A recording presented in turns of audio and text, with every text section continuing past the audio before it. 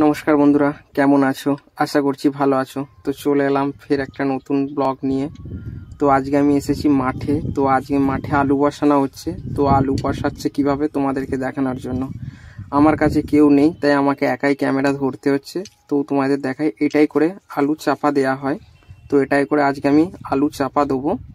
তো প্রচণ্ড রোদ বেরিয়েছে।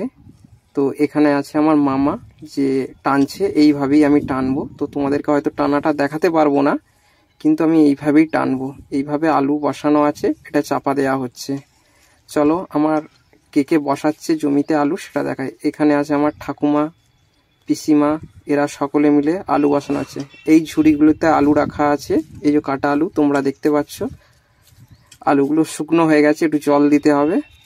তো এখানে যে আমার দূরে দেখা যাচ্ছে ঠাকুমা আছে, ছোট্ট একটা বোন আছে। তো আলু বসানো হচ্ছে। এই হচ্ছে আমাদের মাঠ, চাষের মাঠ। এতে আলু হবে, সেই আলু আমাদের রান্নার কাজে লাগবে।